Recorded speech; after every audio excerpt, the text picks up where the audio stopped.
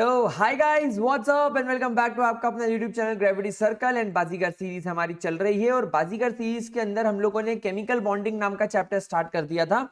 And last जो हम लोगों ने टॉपिक कंप्लीट किया था वो था VACPR theory. And really sorry, काफी ज्यादा डिले हो गया वीडियो आने में, लेकिन एक प्रॉपर पेस पर वीडियोस आते रहेंगे और आप लोग प्रॉपर तरीके से अपनी पढ़ाई चालू रखिए।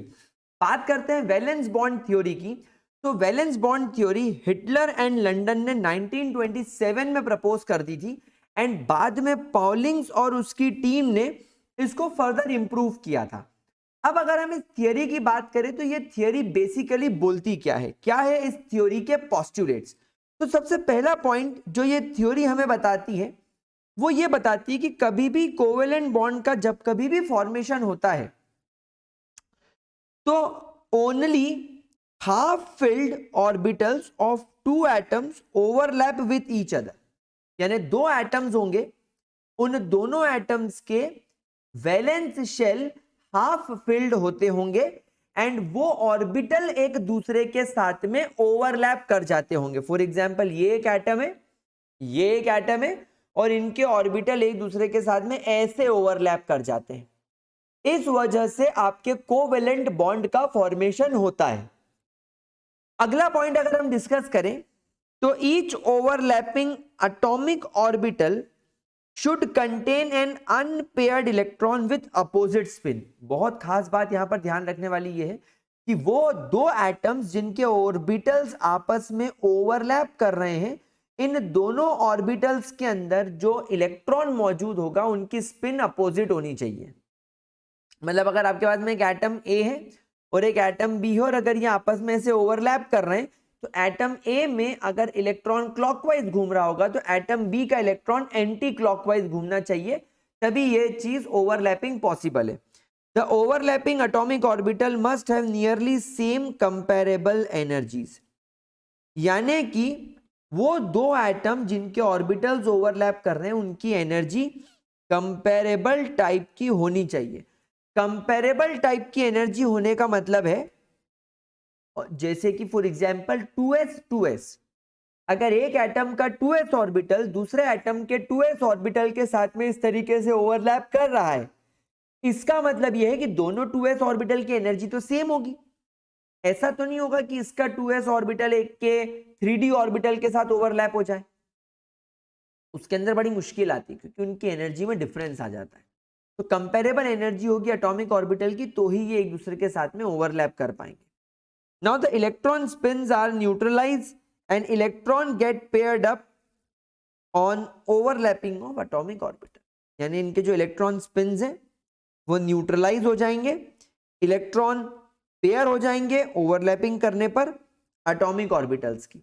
भाई न्यूट्रलाइज करने का मतलब क्या है, हम ऑलरेडी सीख चुके हैं कि अगर मान लीजिए एक इलेक्ट्रॉन एक ऑर्बिटल है जिसमें इलेक्ट्रॉन का स्पिन हाफ है और एक ऑर्बिटल है दूसरे एटम का जिसका स्पिन +/2 है, तो जब ये एक दूसरे के साथ में ऐसे ओवरलैप करेंगे तो ये +12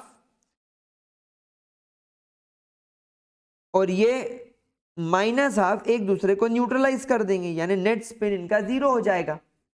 तो ये एटम इस तरीके से स्टेबल हो जाएगा। आ रही है बात समझ में? ये होता है। आगे चलते हैं, एक डायग्राम से इसको समझते हैं। ये है आपका एटम ए और ये है आपका एटम बी। एटम ए का न्यूक्लियस Na के नाम से लिखा गया और इलेक्ट्रॉन Ea के नाम से लिखा गया। इमेजिन करो ये हाइड्रोजन का एटम है, ये तुम्हारा इलेक्ट्रॉन बी और ये तुम्हारा न्यूक्लियस बी, ये तुम्हारा हाइड्रोजन का एटम बी, ये तुम्हारा हाइड्रोजन का एटम ए। अभी इनमें कोई इंटरेक्शन नहीं है, अभी एक दूसरे से बहुत दूर है। फिर क्या होगा, इस एटम का इलेक्ट्रॉन इस एटम के न्यूक्लियस की तरफ अट्रैक्ट होना शुरू हो जाएगा और इस एटम का इलेक्ट्रॉन इस एटम के न्यूक्लियस की तरफ अट्रैक्ट होना शुरू हो जाएगा, या इसका न्यूक्लियस इस इलेक्ट्रॉन को अपनी ओर अट्रैक्ट करने की कोशिश करेगा। क्लियर? इसकी वजह से क्या होगा, ये एटम एक दूसरे के नजदीक आने शुरू हो जाएंगे।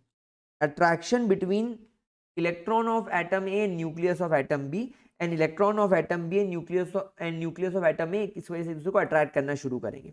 जब ये नजदीक आ जाएंगे तो एक ऐसा पर्टिकुलर पॉइंट आएगा जिससे क्रॉस करने के बाद अगर ये एटम और ये एटम ज्यादा नजदीक आ जाएंगे, एक दूसरे में ज्यादा घुस जाएंगे, ज्यादा करीब आ जाएंगे, तो इनके इलेक्ट्रॉन्स और इनके न्यूक्लियसेस एक दूसरे को रिपेल करना स्टार्ट कर देंगे.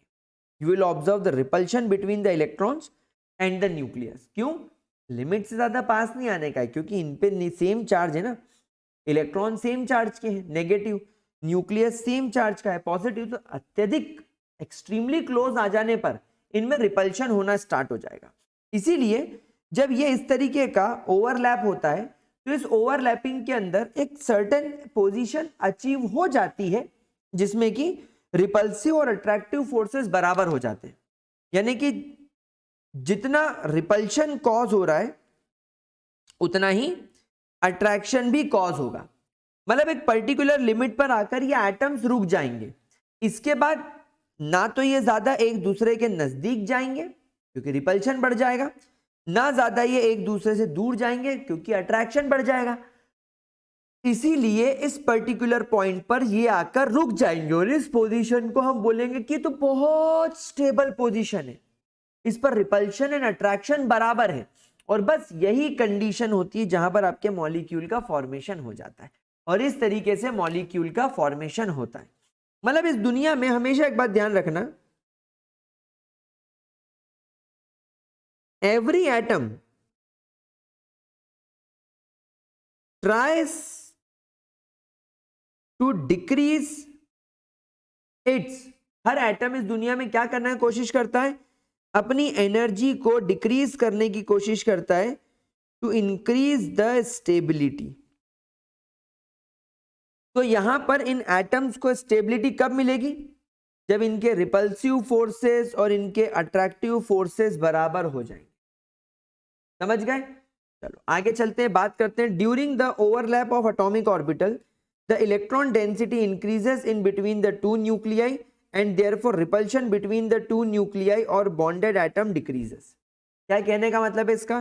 देखो, जैसे मान लो तुम्हारे पास में ये एक A नाम का एटम है, ये इसका इलेक्ट्रॉन अभी इसके आसपास घूम रहा है. तो अभी आप देखोगे कि जब ये एटम अपने आइसोलेटेड फॉर्म में है, अकेला है, तो इसकी इलेक्ट्रॉन डेंसिटी इसके चारों ओर बराबर है. फिर एक और एटम A ले लेते हैं, इसकी इलेक्ट्रॉन डेंसिटी भी अब इसके आसपास चारों तरफ बराबर है. लेकिन जब ये दोनों एक दूसरे के नजदीक आ जाएंगे कुछ ऐसे, तो ये देखा जाता है कि इनकी इलेक्ट्रॉन डेंसिटी यहां पर बहुत बढ़ जाती है. ये ऐसी इलेक्ट्रॉन डेंसिटी इनकी बढ़ जाती है और यहां पर कम हो जाती है. और इस दूसरे वाले ए की इलेक्ट्रॉन डेंसिटी भी आपको यहां पर बहुत ज्यादा नजर आती है. ये एसी आपको नजर आती है. ये आई बात समझ में? तो बेसिकली ये जो इलेक्ट्रॉन डेंसिटी है ये दोनों ए और ए के बीच में इंक्रीज हो जाती है. तभी तो हम कहते हैं कि भैया इलेक्ट्रॉन शेयर हो गया. इमेजिन करो ये इसका इलेक्ट्रॉन है, ये इसका इलेक्ट्रॉन है, यहां आकर ये इलेक्ट्रॉन शेयर हो गए, तभी तो आप इनके बीच में बॉन्ड बताते हो. तो इस वजह से क्या हुआ? इस वजह से ये हुआ कि आप यहां पर इमेजिन करो न्यूक्लियस तो पॉजिटिव है, ये न्यूक्लियस भी पॉजिटिव, और इसके बीच में पूरा इलेक्ट्रॉन भर गया आके, इसके बीच में पूरा नेगेटिव चार्ज भर गया. तो इस नेगेटिव चार्ज को इस पॉजिटिव चार्ज ने और इस पॉजिटिव चार्ज ने दोनों तरफ से घेर लिया. तो अब यहां पर क्या हुआ? यहां पर अट्रैक्टिव फोर्सेस बढ़ गए ना, यहां पर अट्रैक्टिव फोर्सेस बढ़ गए, और इस वजह से आपका जो मॉलिक्यूल है वो बन के बढ़िया तरीके से प्रिपेयर हो गया है मेरे प्यारे बच्चों, और एक स्टेबल मॉलिक्यूल बना लिया है मारा बच्चा. समझ में आ रहा है कि नहीं? बहुत बढ़िया. Now a bond is formed at equilibrium distance between या when the system has minimum potential energy and maximum stability. इस कंडीशन में इसके पास में स्टेबिलिटी हाईएस्ट होगी. क्यों? क्योंकि यहां पर इसकी एनर्जी बहुत कम हो गई. और एनर्जी कम क्यों हो गई? क्योंकि यहां पर रिपल्शन कम हो गया एंड अट्रैक्शन बढ़ गया. आगे चलते हुए बहुत इंपॉर्टेंट ग्राफ डिस्कस करते हैं.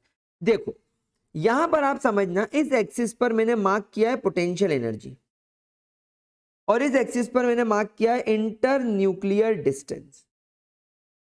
यहां पर पोटेंशियल एनर्जी नेट 0 है, ऊपर जाओगे तो पोटेंशियल एनर्जी पॉजिटिव हो जाएगी यानी बहुत ज्यादा बढ़ जाएगी, और नीचे जाओगे तो पोटेंशियल एनर्जी नेगेटिव में रहेगी यानी बहुत कम रहेगी। जब आप इस एक्सिस पर आगे बढ़ोगे ऐसे, जब आप इस एक्सिस पर आगे बढ़ोगे ऐसे ऐसे ऐसे ऐसे, जब आप आगे की ओर बढ़ोगे तो इसका मतलब है इंटर न्यूक्लियर डिस्टेंस बढ़ रहा है, इंटर न्यूक्लियर डिस्टेंस बढ़ रहा है, न्यूक्लियस के बीच का डिस्टेंस ज्यादा है। तो जब आप यहां पर कहीं पर रहोगे तब आप क्या देख रहे हो कि यहां पर आपके जो एटम है वो भी आइसोलेटेड फॉर्म में है, यानी आपका एटम ए और एटम बी अभी एक दूसरे से बहुत दूर है। तभी तो देखो मैंने इनको ग्राफ में यहां प्लॉट किया हुआ है, ग्राफ में यहां प्लॉट करने का मतलब ही है ना कि ये ए और बी एक दूसरे से बहुत दूर है। अब क्या हुआ, ये एक दूसरे की तरफ अप्रोच कर रहे हैं।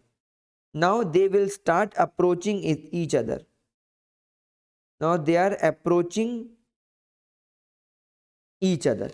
अब जब ये एक दूसरे को अप्रोच कर रहे हैं तो आप यहां पर देख रहे हो कि इस पर्टिकुलर पॉइंट पे यानी यहां पर कहीं पर जब इंटर न्यूक्लियर डिस्टेंस पीछे की ओर जा रहा है मतलब कम हो रहा है भाई, इंटर न्यूक्लियर डिस्टेंस यहां जाओगे तो बढ़ रहा था, बढ़ रहा है बढ़ रहा है बढ़ रहा है बढ़ रहा है बढ़ रहा है, लेकिन यहां जा रहे हो तो कम हो रहा है कम हो रहा है कम हो रहा है कम हो रहा है कम हो रहा है।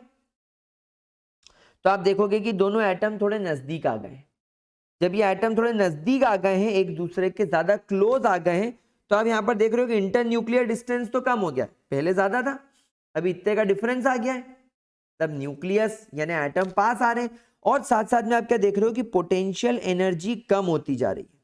पहले पोटेंशियल एनर्जी 0 से थोड़ी कम थी, लाइक -1 -2 -10 मान लो, लेकिन यहां पर और ज्यादा माइनस में आ गई, और ज्यादा कम हो गई।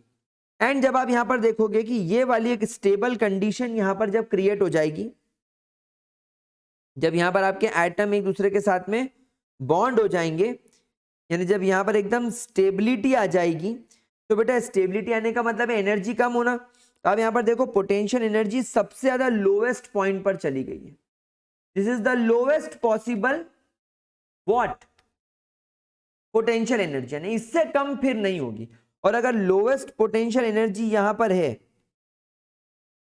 अगर ये लोवेस्ट पोटेंशियल एनर्जी है तो फिर बेटा ये डेफिनेटली मैक्सिमम स्टेबिलिटी पर होगा।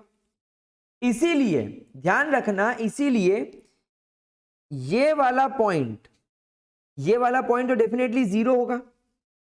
मतलब अगर मैं यहां पर रेडियस की भी बात करूं तो यहां पर रेडियस तो डेफिनेटली 0 होगा, मतलब इंटर न्यूक्लियर डिस्टेंस तो 0 होगा, दोनों न्यूक्लियस के बीच का डिस्टेंस जो होगा, यहां पर जो इंटर न्यूक्लियर डिस्टेंस जो होगा that will be equal to 0 होगा।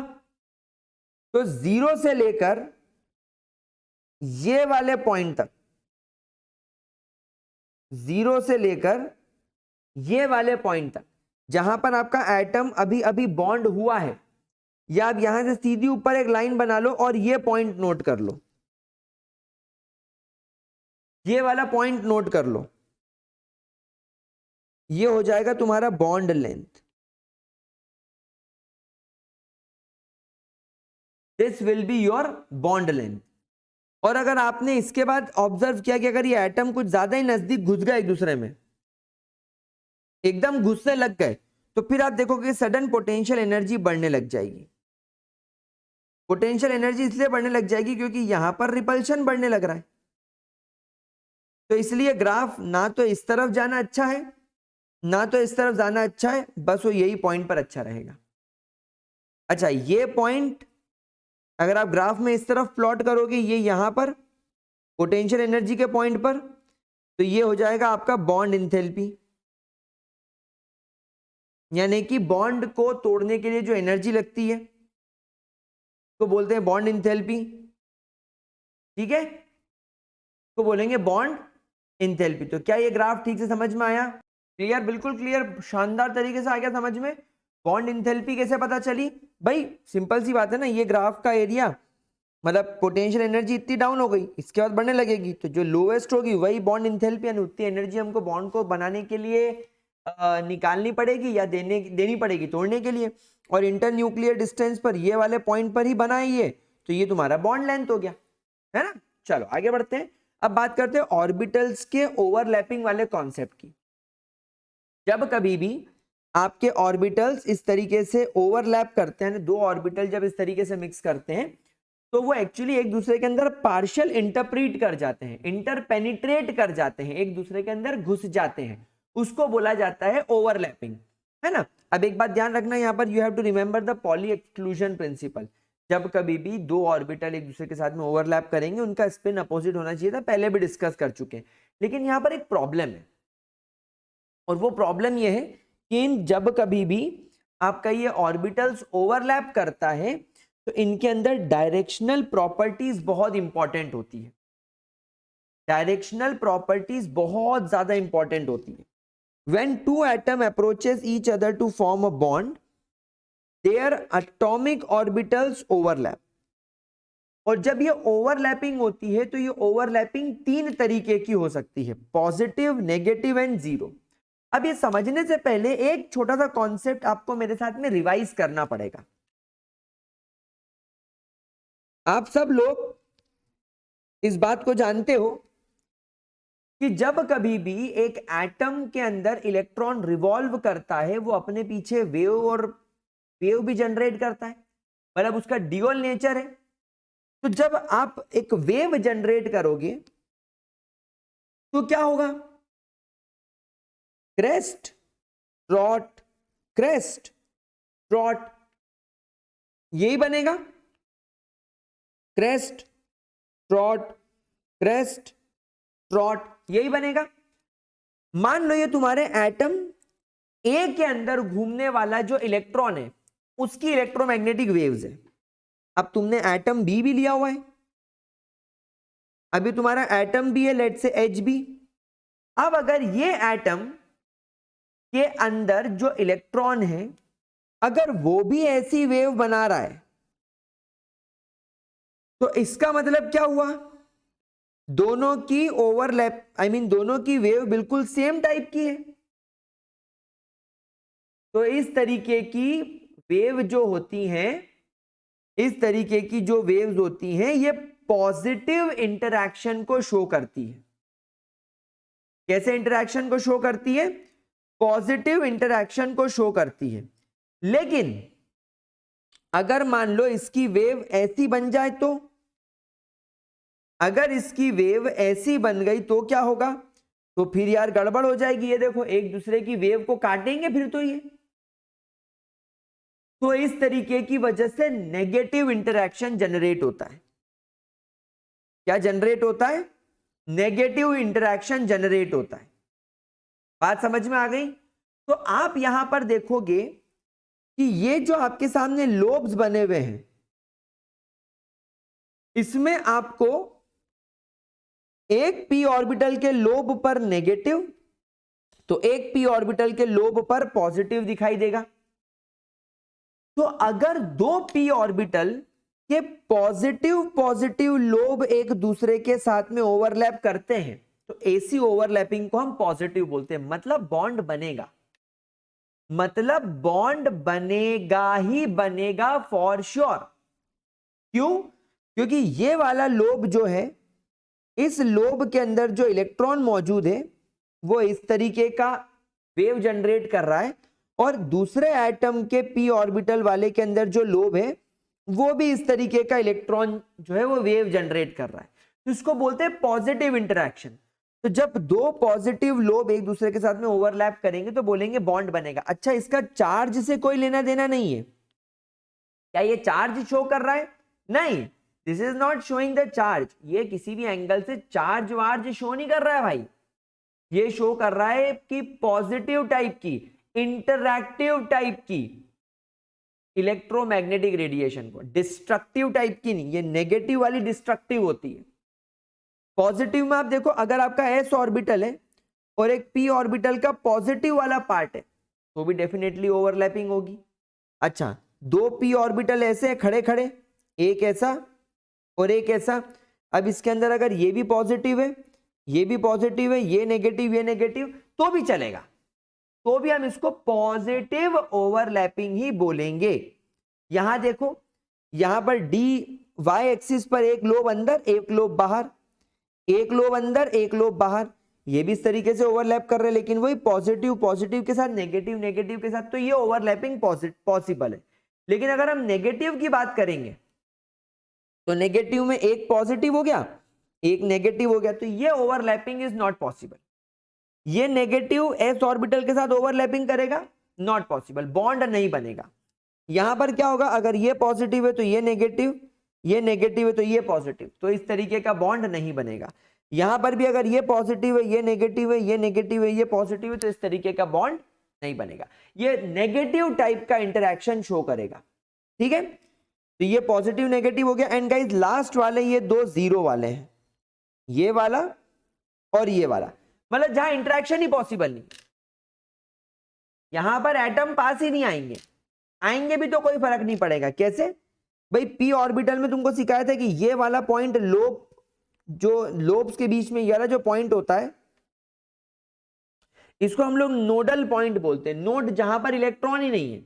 अब अगर एक एस ऑर्बिटल यहां आके घुस भी गया, अगर एक एस ऑर्बिटल यहां आकर घुस गया तो क्या कर पाएगा भाई, यहां तो इलेक्ट्रॉन ही नहीं है, इस पूरे पोर्शन में तो इलेक्ट्रॉन ही नहीं है, तो ओवरलैपिंग कर भी लेगा तो क्या इलेक्ट्रॉन की पेयरिंग हो पाएगी, नहीं, इसलिए जीरो ओवरलैप। यहां पर एक एक्स एक्सिस पर है ये ऐसा, और एक ऐसा वाई एक्सिस पर है अंदर और बाहर, तो इनके नोड ओवरलैप कर गए, तो क्या इस कंडीशन में भी ओवरलैपिंग पॉसिबल है, हो भी जाएगी तो बॉन्ड फॉर्मेशन नहीं होगा, तो इसको बोलेंगे जीरो ओवरलैपिंग। इनको बोलेंगे पॉजिटिव ओवरलैपिंग, इनको बोलेंगे नेगेटिव ओवरलैपिंग, और इनको बोलेंगे जीरो ओवरलैपिंग। आई बात समझ में? आगे बढ़ते और बात करते हैं लिमिटेशंस ऑफ ओवरलैपिंग कॉन्सेप्ट की। देखो सीधी सी बात है, अगर मेरे पास में कार्बन है तो कार्बन के वैलेंस शेल में एक एस ऑर्बिटल होगा, फिर एक होगा 2px, एक होगा 2py और एक होगा 2pz, और इन तीनों में भी एक इलेक्ट्रॉन होगा। अब मान लो आपको मीथेन बनाना है, तो मीथेन बनाने के लिए आपके पास में हाइड्रोजन आएगा, एक हाइड्रोजन अपना 1s लाएगा, दूसरा हाइड्रोजन अपना 1s लाएगा, तीसरा हाइड्रोजन अपना 1s लाएगा, एंड चौथा हाइड्रोजन अपना 1s लाएगा। Hydrogen hydrogen hydrogen hydrogen. अब यहां पर आप लोग एक बात ऑब्जर्व कर सकते हो कि ये एस ऑर्बिटल में ओवरलैपिंग हो जाएगी, S S overlapping, it is completely possible.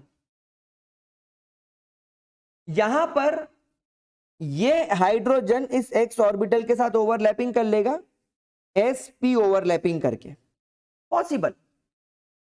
ये भी ओवरलैपिंग कर लेगा एस पी करके, पॉसिबल। लेकिन जैसा अभी अभी आपने यहां पर देखा कि यहां वाला केस पॉसिबल नहीं है, या ओके एक काम करते हैं, आपका कंफ्यूजन हटा देने के लिए मैं इसको हटा के बोलता हूं कि ये ओवरलैपिंग भी पॉसिबल है एसपी, लेकिन बेटा ये वाली ओवरलैपिंग पॉसिबल नहीं है। क्यों? क्योंकि इसमें आपका जो पी ऑर्बिटल है पी एक्स, वो तो ऐसा जा रहा है एक्स एक्सिस पर, और तुम्हारा जो ऑर्बिटल है हाइड्रोजन का एस ऑर्बिटल, वो ऐसा आया, तो यहां पर इस तरीके की वजह से you will observe zero overlapping. तो टेक्निकली ओवरलैपिंग वाले कॉन्सेप्ट से आप मीथेन के बॉन्ड का फॉर्मेशन कर ही नहीं पा रहे हो, मतलब मीथेन CH4 कभी बना ही नहीं पाएगा।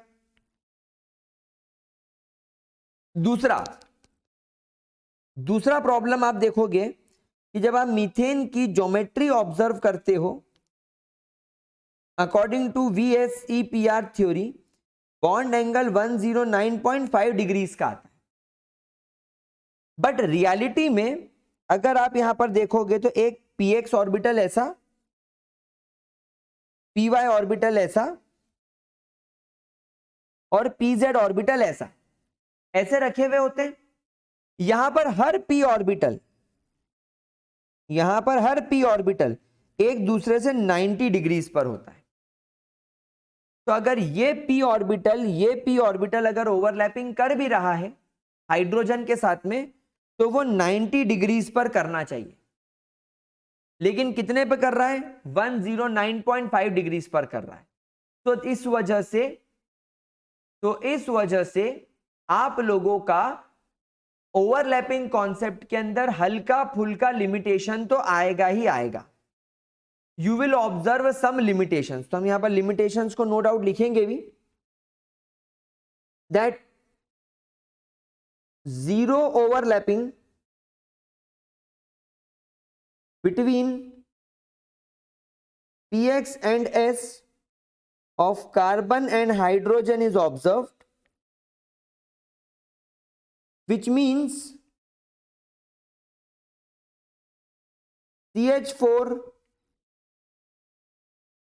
cannot be formed, only 3 hydrogen can form bond with carbon and not the fourth one। चौथा हाइड्रोजन कभी बॉन्ड नहीं कर पाएगा। दूसरी प्रॉब्लम क्या है? That px, py and pz are oriented at 90 degrees angle।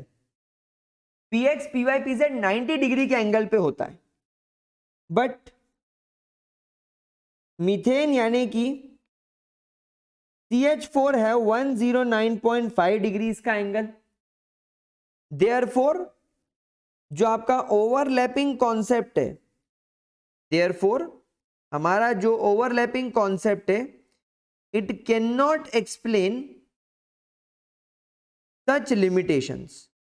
इस तरीके की लिमिटेशंस को ये एक्सप्लेन नहीं कर पा रहा है। ठीक है, कोई प्रॉब्लम इसके अंदर, कोई दिक्कत। अब इस कंसेप्ट को थोड़ा रिफाइन करते हैं, और रिफाइन करने से पहले और कुछ इंपॉर्टेंट बातें सीखते हैं, जैसे कि overlapping and the nature of the covalent bond. कितने टाइप्स की ओवरलैपिंग होती है और कितने टाइप के कोवेलेंट बॉन्ड बनते हैं? भाई 2 टाइप के कोवेलेंट बॉन्ड होते हैं, सिग्मा एंड पाई। सिग्मा यानी कि सिंगल बॉन्ड, जब कभी भी 2 एटम के बीच में जो पहला बॉन्ड बनता है उसे सिग्मा बोला जाता है। और जब कभी भी 2 एटम के बीच में फर्स्ट के बाद जो सेकेंड नंबर का बॉन्ड बनता है, सेकेंड के बाद जो थर्ड नंबर का बॉन्ड बनता है, उसको बोलते हैं पाई बॉन्ड। लेकिन यहां पर हमें यह सीखना है कि ये ओवरलैपिंग कॉन्सेप्ट में जो कोवेलेंट बॉन्ड है सिग्मा एंड पाई टाइप का कैसे बनेगा। तो यहां पर आपको मैं बता दूं कि जब कभी भी 2 ऑर्बिटल्स के बीच में इस प्रकार का हेड ऑन ओवरलैपिंग होगा, जब कभी भी इस टाइप का हेड ऑन ओवरलैपिंग होगा, एक दूसरे से जब हेड ऑन तरीके से टकराएंगे, यानी इसका लोब इसके लोब के साथ हेड ऑन टकरा रहा है, यानी इस तरीके से टकरा रहा है, इसका इस तरीके से टकरा रहा है, तो इसको बोलते हैं sigma bond formation. And pi कब बनेगा? जब इस तरीके से यहां पर लेटरल ओवरलैपिंग होगी। लेटरल ओवरलैपिंग को साइडवेज ओवरलैपिंग भी बोला जाता है। यानी जब आपके पी ऑर्बिटल ऐसे साइड बाय साइड ओवरलैप करेंगे, जैसे कि आप यहां पर देख रहे हो, ये इसको बोलते हैं पाई बॉन्ड फॉर्मेशन। इस तरीके के बॉन्ड फॉर्मेशन को बोलते हैं पाई बॉन्ड फॉर्मेशन। ठीक है, कोई प्रॉब्लम? यूजुअली आपको px में देखने को मिलता है और py के अंदर देखने को मिलता है। यह आपको यूजुअली pz के अंदर देखने को मिलेगा। ये किसी भी p और s के साथ हो जाएगा, ये किसी भी s और s के साथ हो जाएगा। एक खास बात ध्यान रखने वाली और है, strength of the bond depends upon the extent of overlapping. Overlapping कितनी ज्यादा हो रही है, उतना ज्यादा बॉन्ड आपका स्ट्रांग होगा। और दूसरी बात ध्यान रखनी, सिग्मा बॉन्ड हमेशा पाई से मजबूत होगा। ऑब्वियसली जो चीज हेड ऑन तरीके से जुड़ेगी वो एक प्रॉपर ओरिएंटेशन लेकर बैठी है, प्रॉपर ओवरलैपिंग करके बैठी है। लेकिन यहां पर साइडवेज जुड़ने की वजह से ऐसे स्ट्रेच करने पर चीज टूट सकती है। आप यहां पर देख सकते हो, हमारे पास में ऊपर की जो 3 ओवरलैपिंग है, ऊपर की जो 3 ओवरलैपिंग है, ये हमेशा आपको सिग्मा बॉन्ड देगी, क्योंकि ये किस तरीके का ओवरलैप हो रहा है, ये हेड ऑन ओवरलैप हो रहा है। एक s दूसरे एटम के s के साथ ss ओवरलैपिंग कर रहा है, एक s दूसरे एटम के p ऑर्बिटल के साथ में sp ओवरलैपिंग कर रहा है, या एक p दूसरे p के साथ में ओवरलैपिंग कर रहा है। देखो सब एक्सिस पर है, मतलब आप देख रहे हो अगर ये pz है तो ये भी pz है, ये बिल्कुल सेम एक्सिस पर है, इस वजह से इनके हेड टकरा रहे हैं। अब अगर ये px है और ये भी px है दूसरे एटम का, तो ये दोनों ऐसे पास में आएंगे, मतलब इनके ऊपर का लोब और नीचे का लोब ही टकरा पाएगा। तो इस तरीके की ओवरलैपिंग से आपको मिलेगा पाई बॉन्ड, जिसे साइड वेज ओवरलैपिंग भी बोला जाता है। क्या ये बात आपको समझ में आ गई? तो this is the type of overlapping जिससे कि सिग्मा एंड पाई बॉन्ड बनता है। ठीक है, अब इस कॉन्सेप्ट को रिफाइन करने के बाद, मतलब लिमिटेशंस को क्लियर करने के लिए क्या करें, साइंटिस्ट लोगों ने सोचा कि यार वैलेंस बॉन्ड थ्योरी में जो लिमिटेशंस आ रहे हैं कि यार मीथेन कैसे बनाऊं मैं, मीथेन में एक कार्बन 3 हाइड्रोजन से जो जुड़ गया, वो चौथे हाइड्रोजन को जोड़ने के लिए क्या करूं। तो इसीलिए एक हाइपोथेटिकल, एक नया कॉन्सेप्ट मार्केट में लॉन्च किया गया जिसका नाम क्या रखा गया, हाइब्रिडाइजेशन। तो अब हम लोग समझे हाइब्रिडाइजेशन को समझते हैं और वैलेंस बॉन्ड थ्योरी के कॉन्सेप्ट को थोड़ा सा रिफाइन करते हैं और इसका एक सोल्यूशन ढूंढते हैं कि ओवरलैपिंग के कॉन्सेप्ट को कैसे हराया जाए। तो अब बात करते हैं हम लोग हाइब्रिडाइजेशन की। तो देखो हाइब्रिडाइजेशन का कॉन्सेप्ट सिंपली ये बोलता है कि जब आप किसी सेंट्रल एटम के वैलेंस शेल के ऑर्बिटल्स को ओवरलैप करोगे तो वहां पर ओरिएंटेशन की प्रॉब्लम आ जाती है, बॉन्ड एंगल की प्रॉब्लम आ जाती है, जीरो ओवरलैपिंग की प्रॉब्लम आ जाती है। इसीलिए एक सेंट्रल एटम क्या करता है, एक सेंट्रल एटम डायरेक्टली दूसरे एटम के साथ ओवरलैपिंग करने से पहले हाइब्रिडाइजेशन को कर लेता है। हाइब्रिडाइजेशन में क्या होता है सर, सेंट्रल एटम के वैलेंस शेल के जितने भी ऑर्बिटल्स हैं जो बॉन्डिंग में पार्टिसिपेट करना चाहते हैं, वो पहले एक दूसरे के साथ मिक्स होकर सेम शेप, सेम एनर्जी के हो जाते हैं, जिसकी वजह से अब वो किसी भी दूसरे एटम के ऑर्बिटल के साथ में ओवरलैपिंग कर सकते हैं। ऐसा करने से ना तो उनको एनर्जी बैरियर बचेगा, ना ओरिएंटेशन बैरियर बचेगा, ना किसी भी तरीके का कोई शेप का या जीरो ओवरलैपिंग का इशू आएगा। So basically hybridization is the redistribution of the energy. It is nothing but the redistribution of the energy of orbitals of individual atoms to give orbitals of equivalent energy happens when two atomic orbitals combine to form a hybrid orbital in a molecule. आ गई बात समझ में? किसी भी atom के दो या दो से ज्यादा, मैं दो अलग अलग एटम की बात नहीं कर रहा हूं, एक ही एटम के वैलेंस शेल के अंदर दो या दो से ज्यादा ऑर्बिटल्स एक दूसरे के साथ कंबाइन करेंगे ताकि उनकी एनर्जी इक्विवेलेंट हो जाए, एंड इस प्रोसेस को हाइब्रिडाइजेशन बोला जाता है। अब कुछ इंपॉर्टेंट बातें, the energy of the orbitals participating in hybridization should be close to the same, यानी दो ऑर्बिटल्स या तीन ऑर्बिटल्स या चार ऑर्बिटल्स जो एक दूसरे के साथ में कंबाइन कर रहे हैं, हाइब्रिडाइज करने के लिए जा रहे हैं, उनकी एनर्जी लगभग बराबर होनी चाहिए। कैसे? जैसे कि आप देखोगे 2s, 2px, 2py, 2pz, सबकी एनर्जी ऑलमोस्ट बराबर है। फिर उसके बाद में अगर अपन बात करें 3d, 4s, 4p, इनकी एनर्जी भी ऑलमोस्ट बराबर ही होती है। लेकिन अगर तुम सोचो कि तुम 2s के साथ में 3d को बराबर कर दो, वो गलत हो जाएगा। 2s के साथ 3d नहीं जा पाएगा, 2p के साथ 3d नहीं जा पाएगा। जो एक दूसरे के आसपास होते हैं ना, जैसे आप लोग जानते हो कि 4s में इलेक्ट्रॉन भरने के बाद में 3d में भरा जाता है, तो 4s में इलेक्ट्रॉन भरने के बाद में जब आप 3d में भरते हो, मतलब 4s और 3d की एनर्जी ऑलमोस्ट बराबर है। इसका मतलब ये हो गया कि इनके अंदर इलेक्ट्रॉन, मतलब ये लोग आपस में हाइब्रिडाइजेशन कर सकते हैं। आ गई बात समझ में? ओके, अब बात करते हैं hybridisation occurs when the orbitals of one and the same atom interact. समझ रहे हो बात को? यहां पर दो अलग अलग एटम्स के बीच में किसी भी तरीके का हाइब्रिडाइजेशन नहीं करना है। यहां पर एक ही एटम के अंदर के ऑर्बिटल्स ही जो होंगे वो ओवरलैपिंग के अंदर क्या बोलेंगे, हाइब्रिडाइजेशन के अंदर जाएंगे।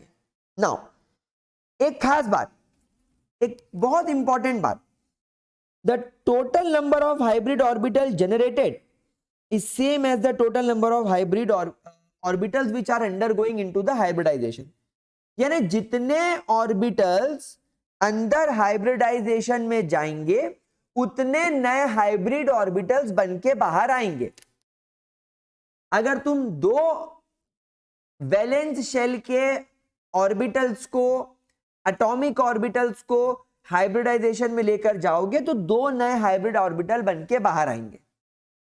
जैसे एक s ऑर्बिटल गया और एक px गया, तो टोटल कितने ऑर्बिटल्स हाइब्रिडाइजेशन में गए? आप बोलोगे सर एक s और एक px, दो गए, तो दो नए बन के बाहर आएंगे। आई बात समझ में? In terms of shape and energy the hybrid orbitals are all the same. जितने नए हाइब्रिड ऑर्बिटल बनेंगे, 2, 3, 4, 5, 6, 7, सबका शेप, सबका एनर्जी बराबर होगा, तभी तो उसको ओवरलैपिंग में प्रॉब्लम नहीं आएगी। अभी नॉर्मल एटॉमिक ऑर्बिटल्स को क्या प्रॉब्लम आ रही थी? उनका शेप का प्रॉब्लम आ रहा था, उनको उनके एनर्जी का प्रॉब्लम आ रहा था, लेकिन अब ये प्रॉब्लम नहीं आएगी। A hybrid orbital that participates in the bond formation must have at least 1 electron. यानी अगर आपका एटॉमिक ऑर्बिटल जिसे आप हाइब्रिडाइजेशन के अंदर लेके जाना चाहते हो उसमें एटलीस्ट 1 इलेक्ट्रॉन होना चाहिए, वो एम्प्टी नहीं होना चाहिए, वो एम्प्टी नहीं होना चाहिए। It should not be empty, it should not be empty, ये एम्प्टी नहीं होना चाहिए। आगे बात करें, so the hybrid orbitals tend to stay at the maximum distance apart due to electrical repulsion between them. जिस प्रकार VSEPR ने हमें समझाया था कि ये इलेक्ट्रॉन पेयर एक दूसरे से दूर चले जाते हैं रिपल्शन को अवॉइड करने के लिए, वही यहां पर भी हो रहा है। यहां पर इलेक्ट्रॉन कहां मौजूद है? हाइब्रिड ऑर्बिटल में। हाँ, तुम्हारा जो सेंट्रल एटम अपने ऑर्बिटल्स को कंबाइन करके नए हाइब्रिड ऑर्बिटल्स बना रहा है, उन हाइब्रिड ऑर्बिटल्स में तो इलेक्ट्रॉन होंगे, तो वो इलेक्ट्रॉन अपने आप को रिपल्शन से बचाने के लिए दूर जाएंगे। तो इलेक्ट्रॉन्स दूर जाएंगे तो हाइब्रिड ऑर्बिटल्स भी दूर चले जाएंगे। आई बात समझ में? भाई मृत्युंजय पंड्या शर्ट के अंदर है, अब मान लो अमृता मैडम आए और मेरे को शर्ट से पकड़ के खींचे और स्टूडियो के बाहर फेंक दे, तो क्या सिर्फ मेरा शर्ट बाहर जाएगा? नहीं, मैं भी तो बाहर जाऊंगा। बस यही बात समझ लो। वो फेंकना किसको चाहती है बाहर? मेरे को। मेरे साथ मेरा शर्ट पकड़ा, मेरे को शर्ट के समेत बाहर फेंक दिया। यहां पर भी यही बात है कि जो इलेक्ट्रॉन है ना, वो दूसरे इलेक्ट्रॉन से दूर जाना चाहता है। अब इलेक्ट्रॉन दूर जा रहा है तो वो हाइब्रिड ऑर्बिटल को भी दूर ले जाएगा। तो यहां पर तुमको तुम्हारे सवाल का जवाब मिल गया, जो वो p ऑर्बिटल में नहीं मिल रहा था कि px, py और pz 90 डिग्री पर अलाइन होते हैं सर एटम में, लेकिन हाइब्रिड ऑर्बिटल क्या बोलता है कि नहीं, अगर एक एटम अपने ऑर्बिटल्स को हाइब्रिडाइज कर लेता है तो वो हाइब्रिड ऑर्बिटल रिपल्शन को मिनिमाइज करने के लिए एक दूसरे से दूर जा सकते हैं, अपने आप को स्पेस में एक दूसरे से अपोजिट डायरेक्शन में ले जा सकते हैं। एक बात और ध्यान रखने वाली होती है कि जितने भी हाइब्रिड ऑर्बिटल्स होते हैं वो केवल सिग्मा बॉन्ड्स बनाते हैं। हमेशा ध्यान रखना, सिग्मा बॉन्ड ही बनेगा हाइब्रिड ऑर्बिटल्स के ओवरलैपिंग की वजह से। अगर आपको पाई बॉन्ड चाहिए तो सेंट्रल एटम के ऑर्बिटल को हाइब्रिडाइज मत करो, उसको एटॉमिक ऑर्बिटल के फॉर्म में ही रहने दो। बोलो समझ में आया इतना? अब कुछ इंपॉर्टेंट कैरेक्टरिस्टिक्स की बात करते हैं। The number of initial intermixing orbital equal to the final number of hybrid orbital generated.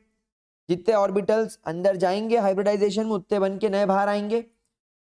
Hybrid orbitals have no pure characteristics, यानी कि तुम भी तो हाइब्रिड हो अपने मम्मी पापा का, तो तुम में तुम्हारे मम्मी पापा दोनों के गुण है। तुम्हारे भाई या तुम्हारी बहन में भी होंगे, तो तुम्हारी मम्मी तुम्हारे पापा मिक्स हुए, इससे दो बच्चे हुए, एक भाई एक बहन। भाई में भी मम्मी पापा के गुण, बहन में भी मम्मी पापा के गुण, दोनों में मम्मी पापा के गुण। आई बात समझ में? वैसे अगर दो एटॉमिक ऑर्बिटल मिक्स हुए तो दो नए हाइब्रिड ऑर्बिटल बने, ये दोनों हाइब्रिड ऑर्बिटल में दोनों के कैरेक्टर होंगे बराबर बराबर। जैसे अगर ये एक s है और ये px है तो s और px मिले, s और px के मिलने से दो नए ऑर्बिटल बने, इसमें भी s और p का कैरेक्टर होगा, इसमें भी s और p का कैरेक्टर होगा। The hybrid orbitals are similar in shape and size and shape and energy to the mixing atomic orbital, but they are not the same. आई बात समझ में?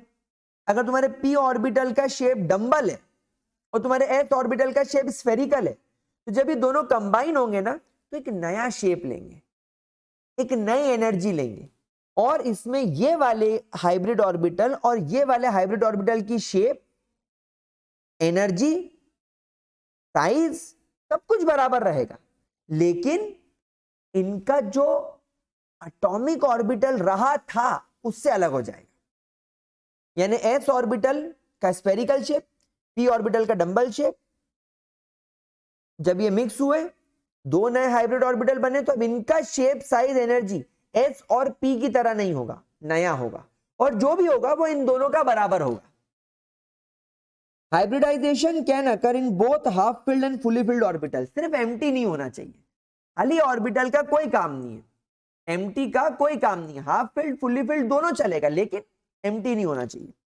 The orbital involved in the hybridization process must have the same and similar energy. बता ही चुका हूं मैं, वो atomic orbital जिन्हें हाइब्रिडाइजेशन में जाना है उनकी सेम या सिमिलर एनर्जी होनी चाहिए। ऐसा नहीं कि तुमने 2p के साथ 4d को कंबाइन कर दिया, ऐसा नहीं करने का है।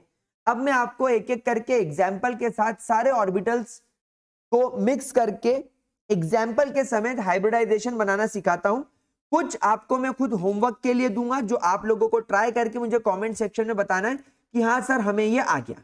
आगे बढ़े, ठीक है। हाइब्रिडाइजेशन, चलिए तो सबसे पहले सबसे बेसिक हाइब्रिडाइजेशन में आपको सिखाता हूं जिसका नाम होता है sp हाइब्रिडाइजेशन।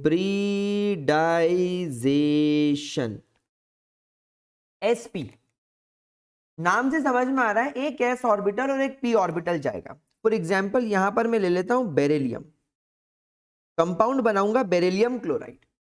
अब आप सभी लोग जानते हैं कि बेरिलियम जो होता है इसका एटॉमिक नंबर 4 होता है। हाँ मैं जानता हूं इसके 1s ऑर्बिटल में 2 इलेक्ट्रॉन्स होते हैं, और मैं ये भी जानता हूं कि इसके 2s ऑर्बिटल में भी 2 इलेक्ट्रॉन्स होते हैं। लेकिन जब एक्साइटेड स्टेट की बात आती है तब इसके 2s ऑर्बिटल का एक इलेक्ट्रॉन उछल के इस 2px ऑर्बिटल में जाकर बैठ जाता है, जिससे बेरिलियम के पास में अब 2 अनपेयर्ड इलेक्ट्रॉन्स हो गए।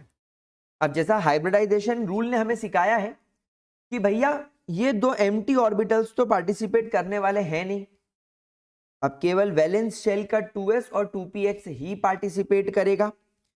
तो यहां पर ये दोनों लोग अब क्या करने वाले हैं, हाइब्रिडाइजेशन में जाने वाले, they are going under hybridization. तो ये s ऑर्बिटल और ये p ऑर्बिटल हाइब्रिडाइजेशन में जाएगा। तो कितने ऑर्बिटल्स अंदर जा रहे हैं, 2, इसीलिए 2 नए हाइब्रिड ऑर्बिटल्स बनकर बाहर आएंगे। आपने एक बात ऑब्जर्व करी, ये बॉक्स अलग है और ये बॉक्स अलग है, मतलब दोनों के बीच में और ऑब्जर्विंग अ गैप, लेकिन यहां पर मैंने कोई गैप नहीं रखा है। क्यों? क्योंकि यहां पर 2s और 2p की एनर्जी अलग है, लेकिन यहां पर इन 2 ऑर्बिटल्स की एनर्जी सेम होगी, इसलिए मैंने दोनों को चिपका के रखा है। अब सर इनके नाम क्या होंगे? भाई s और p से मिलकर बना है इसलिए इसका नाम होगा sp, इसका नाम भी होगा sp। जैसा मैंने आपसे कहा था ये जो हाइब्रिड ऑर्बिटल्स होंगे इन दोनों की एनर्जी, शेप सब कुछ सेम रहने वाला है, लेकिन इनके जो एटॉमिक ऑर्बिटल होंगे इनका शेप, इनका एनर्जी अलग अलग होने वाला है। क्या बात समझ में आ गई? अब इसके अंदर इलेक्ट्रॉन्स कैसे रखेंगे? सेम, एक इलेक्ट्रॉन इसमें और एक इलेक्ट्रॉन इसमें, हुंस रूल को फॉलो करते हुए। यानी ऐसा नहीं करना है कि इसके अंदर 2 इलेक्ट्रॉन भर दिए और इसको खाली कर दिया, नहीं, दोनों में इलेक्ट्रॉन्स बराबर रखने पड़ेंगे। तो ये हो गया आपका sp ऑर्बिटल। कोई प्रॉब्लम, कोई दिक्कत इसके अंदर, किसी भी तरीके की परेशानी? अच्छा, s ऑर्बिटल का शेप तो आप सभी लोग जानते हो कि कुछ ऐसा ऐसा ऐसा ऐसा स्फेरिकल टाइप का होता है। px ऑर्बिटल का शेप आप जानते हो कि कुछ ऐसा ऐसा ऐसा ऐसा ऐसा स्फेरिकल टाइप का होता है। लेकिन जब ये दोनों हाइब्रिडाइजेशन में जाएंगे तो 2 नए ऑर्बिटल्स बन के आएंगे।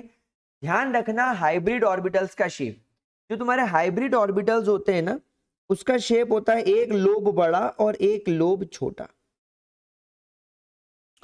ये अगर तुम्हारा S है, ये अगर तुम्हारा PX है, तो ये कहलाएगा तुम्हारा SP और ये भी कहलाएगा तुम्हारा SP।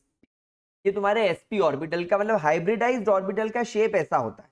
This shape is fixed, ये शेप हमेशा फिक्स होता है, बिल्कुल फिक्स। अब क्या होगा, अब इसका ओरिएंटेशन कैसा होगा भाई, ये दो ऑर्बिटल्स हैं, दोनों के अंदर आपको एक एक इलेक्ट्रॉन दिखाई दे रहा है, तो इलेक्ट्रॉन आगे जाके बॉन्डिंग करेगा, बॉन्ड पेयर बनाएगा। तो रिपल्शन अवॉइड करने के लिए ये एक हाइब्रिड ऑर्बिटल इधर, तो दूसरा हाइब्रिड ऑर्बिटल इधर आ जाएगा। समझ में आ गई बात आप लोगों को? तो ये तुम्हारा बेरिलियम के दो sp ऑर्बिटल अपने आप को इस तरीके से अलाइन कर लेंगे। अब क्या होगा, अब तुम्हारा क्लोरीन आएगा। क्लोरीन का वैलेंस शेल p होता है, इसके 3px में 2 इलेक्ट्रॉन, 3py में 2 इलेक्ट्रॉन, 3pz में 1 इलेक्ट्रॉन होता है। चाहो तो इलेक्ट्रॉनिक कॉन्फ़िगरेशन बना के देख लो। तो वो p ऑर्बिटल क्लोरीन का आएगा, इसके साथ ओवरलैप करेगा, क्लोरीन का वो p ऑर्बिटल आएगा, इसके साथ ओवरलैप करेगा, और आपको इस तरीके से यहां पर एक 180 डिग्री का बॉन्ड एंगल दिखाई देगा। 180 डिग्री का बॉन्ड एंगल दिखाई देगा। शेप आपको क्लियरली एक लीनियर टाइप का दिखाई पड़ रहा है। तो यहां पर आप देख पाओगे कि बेरिलियम सेंटर में आ गया और एक क्लोरीन इधर आ गया और एक क्लोरीन इधर आ गया। इसका हाइब्रिड ऑर्बिटल sp, मतलब इसको लिखना हमें ऐसा पड़ेगा कि ये क्लोरीन का p ऑर्बिटल, ये भी क्लोरीन का p ऑर्बिटल, तो इसको हम बोलेंगे p-sp ओवरलैपिंग, इसको बोलेंगे sp-p ओवरलैपिंग। मतलब यहां पर आपके बेरिलियम के sp हाइब्रिड ऑर्बिटल के साथ में आपके क्लोरीन का p ऑर्बिटल ओवरलैप करा, तो क्लोरीन का p और बेरिलियम का sp, ये बॉन्ड यहां पर होगा। यहां पर ss ओवरलैपिंग, pp ओवरलैपिंग नहीं दिखाई दे रही है, यहां पर spp ओवरलैपिंग दिखाई दे रही है। ये समझ में आया आपको? कोई परेशानी इसके अंदर, कोई दिक्कत? ठीक से एक बार इसको ऑब्जर्व कर लो, ठीक से एक बार इसको पढ़ लो, फिर हम आगे चलते हैं फटाफट से। We will move. क्या बटन दब गया गलती से मुझसे? ओके, चलो फटाफट मूव करेंगे। फिर इसको देख लो एक बार।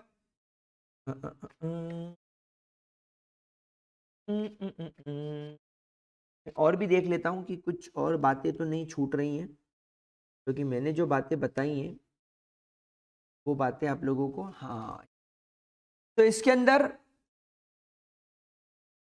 s ऑर्बिटल का 50% कैरेक्टर होगा और p ऑर्बिटल का भी 50% कैरेक्टर होगा। इसके अंदर भी s ऑर्बिटल का 50% कैरेक्टर होगा, p ऑर्बिटल का 50% कैरेक्टर होगा। Now you understood this. आगे चलें। sp के बाद हमारे पास में जो अगला आता है वो होता है sp2। अब हमारे पास में जो अगला होगा वो होगा sp2 हाइब्रिडाइजेशन। sp2 hybridisation. अब sp2 हाइब्रिडाइजेशन के लिए मैं आपको बोरॉन का एग्जांपल लेकर चलता हूं। बोरॉन जिसका एटॉमिक नंबर 5 होता है, 1s में 2 इलेक्ट्रॉन, मैं एक्साइटेड स्टेट की बात कर रहा हूं इसलिए इसके 2s के एक इलेक्ट्रॉन को उठाकर मैं यहां पर सीधे उठाकर यहां फेंक दे रहा हूं। ये इलेक्ट्रॉन जो मैंने यहां रखा ना, ये पहले यहां था, लेकिन एक्साइटेड होने की वजह से यहां आ गया क्योंकि इसको बॉन्ड बनाना है। तो अब यहां पर आप लोगों को क्लियरली दिख रहा है कि हाइब्रिडाइजेशन में ये 3 ऑर्बिटल अंदर जा रहे हैं। तो अगर 3 ऑर्बिटल अंदर जा रहे हैं तो 3 नए ऑर्बिटल्स बन के बाहर आएंगे। sp2 इसका भी नाम होगा, sp2 इसका भी नाम होगा, sp2 इसका भी नाम होगा। ऐसा क्यों? क्योंकि एक s ऑर्बिटल के साथ में 2 p ऑर्बिटल जोड़ रहे हैं, इसलिए sp2 sp2 sp2, तीनों का नाम sp2 sp2 sp2 होगा। sp2 ऑर्बिटल के अंदर एक s ऑर्बिटल है और 2 p ऑर्बिटल है। तो एक sp2 ऑर्बिटल के अंदर 33% s ऑर्बिटल का कैरेक्टर होगा और 67% के आसपास p ऑर्बिटल्स का कैरेक्टर होगा। भाई 3:2 मतलब टोटल 3 ऑर्बिटल है ना, तो एक ऑर्बिटल का 33% होगा, 1/3 कर लो। लेकिन 2 p ऑर्बिटल है, उसको 2/3 करना पड़ेगा। समझ में आ रहा है ना, बहुत बेसिक बातें हैं ये। तो ये आपका हाइब्रिड ऑर्बिटल बन गया इस तरीके से, इसको बोलेंगे हाइब्रिडाइजेशन। सबकी एनर्जी शेप सेम। अब अरेंजमेंट कैसा होगा, बहुत इजी है। एक sp2 ऐसा अरेंज हो जाएगा, एक sp2 ऐसा अरेंज हो जाएगा, और एक sp2 आपका ऐसा अरेंज हो जाएगा। ये तीन आपके sp2 sp2 sp2 ऐसे अरेंज हो गए। एक इलेक्ट्रॉन इसमें रख दो, एक इलेक्ट्रॉन इसमें रख दो, एक इलेक्ट्रॉन इसमें रख दो, हो गया 120 डिग्री का बॉन्ड एंगल बन गया। Shape trigonal planar. अब अगर मान लो यहां पर मैं मॉलिक्यूल बना रहा हूं BCl3 फॉर एग्जांपल, तो BCl3 में आपको क्या करना पड़ेगा, यहां पर आपको लाना पड़ेगा एक क्लोरीन का p ऑर्बिटल, यहां पर भी लाना पड़ेगा आपको क्लोरीन का एक p ऑर्बिटल, और यहां पर भी लाना पड़ेगा आपको क्लोरीन का एक p ऑर्बिटल। यहां पर भी सिग्मा बॉन्ड, यहां पर भी सिग्मा बॉन्ड, यहां पर भी सिग्मा बॉन्ड, मतलब सिग्मा बॉन्ड ही बनेगा, सिंगल बॉन्ड ही बनेगा जैसे यहां बन रहा था। तो ये तुम्हारा BCl3 को जैसा दिखाई देगा, 120 डिग्री का बॉन्ड एंगल, ट्राइगोनल प्लेनर इसकी geometry. Boron, chlorine, chlorine, chlorine. अच्छा, यहां पर ओवरलैपिंग कैसी होगी, sp2p, sp2p, sp2, ये इसकी ओवरलैपिंग होगी। क्लियर, कोई प्रॉब्लम इसके अंदर, पक्की बात। ये हाइब्रिडाइजेशन सबको क्लियर हो गया। अब आगे चलें, इसके बाद आता है sp3। sp3, अब sp3 के अंदर क्या होगा, मैं कार्बन का एग्जांपल लेकर चलता हूं। कार्बन के 1s ऑर्बिटल में 2 इलेक्ट्रॉन रख देता हूं, 2s ऑर्बिटल का एक इलेक्ट्रॉन उठाकर मैं यहां रख दूंगा। 2px 2py में तो एक एक इलेक्ट्रॉन थे, 2pz में मैंने इलेक्ट्रॉन रख दिया, एक्साइटेड स्टेट। अब क्या होगा, ये सब हाइब्रिडाइजेशन में चले जाएंगे। हाइब्रिडाइजेशन में जाने के बाद आपको 4 नए ऑर्बिटल्स नजर आएंगे, चारों का नाम sp3, sp3, sp3 and sp3 होगा। सभी के अंदर आपको एक एक इलेक्ट्रॉन रखने पड़ेंगे।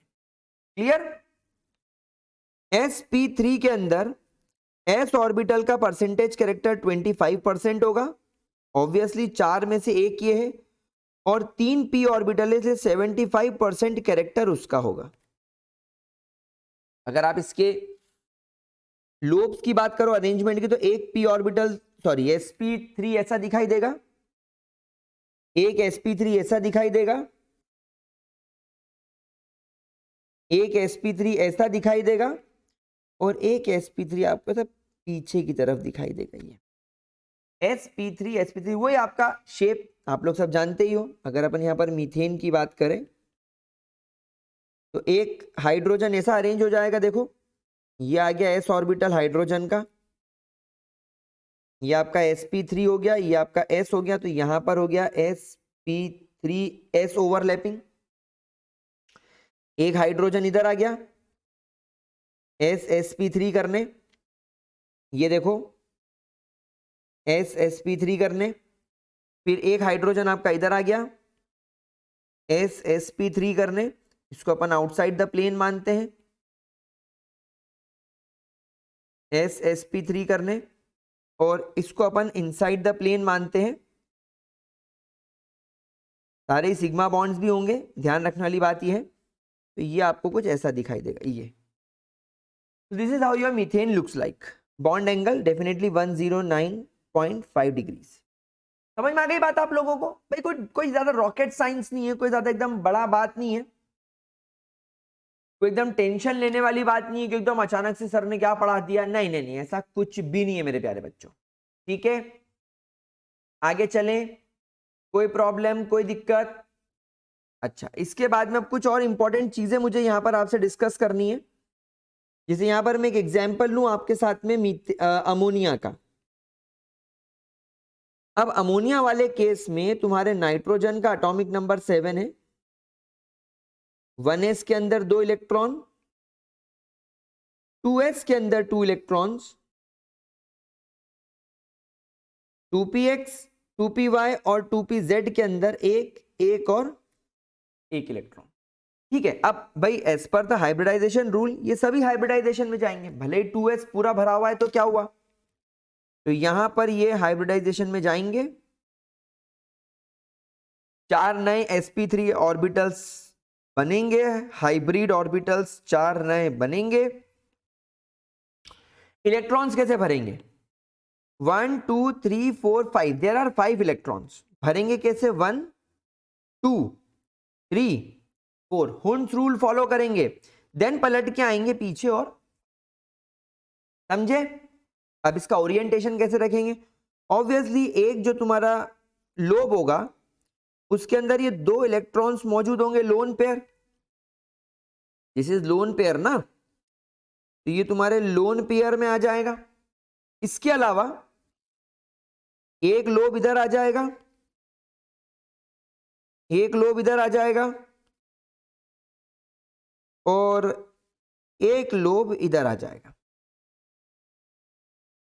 ये तीनों के तीनों लोब्स हाइड्रोजन के साथ में ओवरलैपिंग करेंगे, ओवरलैपिंग करेंगे, ओवरलैपिंग करेंगे, sp3 sp3 sp3, sigma sigma sigma bond बनाएंगे, and this is how your ammonia looks like. आ रही है बात समझ में मेरे प्यारे बच्चों, आ रही है बात मेरे प्यारे बच्चों को समझ में।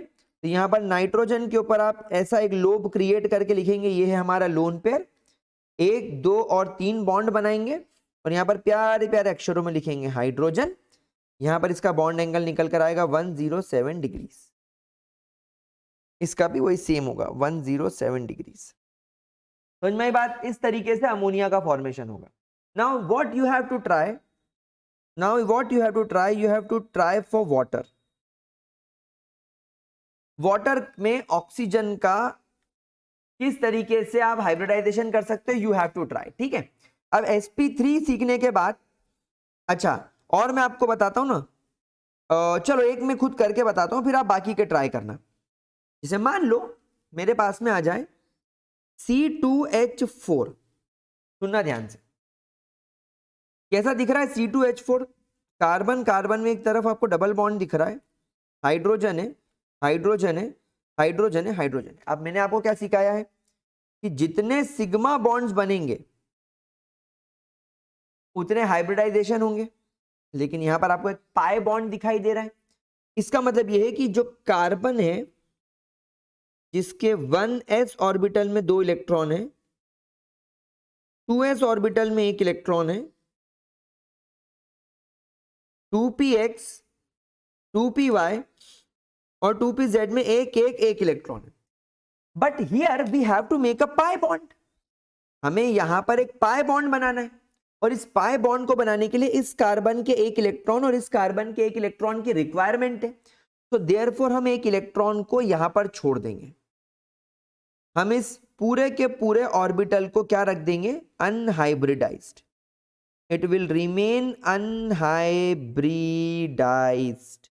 ये आपको करना पड़ेगा, ये खुद से अक्कल लगानी पड़ेगी। बाकी के जो 3 ऑर्बिटल्स हैं वो हाइब्रिडाइजेशन में जाएंगे, और यहां पर sp2, क्योंकि एक s और 2 p जा रहा है इसलिए sp2 हाइब्रिडाइजेशन करेंगे, एक आपका 2pz बेचारा वैसा का वैसा रह जाएगा, एंड बाकी के 3 हाइब्रिडाइज्ड हो जाएंगे। क्या बात समझ में आ रही है, and this is valid for both the carbons, this is valid for both the carbons. अब क्या होगा, दोनों कार्बन आमने सामने आएंगे, इस कार्बन का एक sp2 और इस कार्बन का एक sp2 इस तरीके से ओवरलैप कर जाएगा, इससे सिग्मा बॉन्ड बनेगा, इसे हम sp2 ओवरलैपिंग का नाम देंगे। फिर इस कार्बन का एक sp2 इधर अटैच हो जाएगा, मतलब अरेंज हो जाएगा और एक sp2 इधर अरेंज हो जाएगा। सिमिलरली इसका एक sp2 इधर आ जाएगा, इसका एक sp2 इधर आ जाएगा। ये sp2 हाइड्रोजन के साथ में ओवरलैपिंग करेगा, sp2 बनाएगा। ये भी हाइड्रोजन के साथ ओवरलैपिंग करके sp2 बनाएगा। ये भी हाइड्रोजन के साथ ओवरलैप करके sp2 बनाएगा। ये भी हाइड्रोजन के साथ ओवरलैप करके sp2 बनाएगा। यहां भी सिग्मा, यहां भी सिग्मा, यहां भी सिग्मा, यहां भी सिग्मा। ये तुम्हारा बन गया, मतलब तुम्हारा स्ट्रक्चर यहां पर कैसा बन के तैयार हो गया, कार्बन कार्बन में सिंगल बॉन्ड आ गया, ये दो हाइड्रोजन के सिंगल बॉन्ड्स आ गए, ये सब हो गया। बस अब एक डबल बॉन्ड की कमी। अब मेरे को एक बात बताओ, क्योंकि तुमने ये अनहाइब्रिडाइज्ड छोड़ा है इसको, इसका शेप क्या होगा? आप बोलोगे सर इसका शेप तो ऐसा होगा जैसा p ऑर्बिटल का होता है। इसका शेप भी ऐसा ही होगा जैसे p ऑर्बिटल का होता है।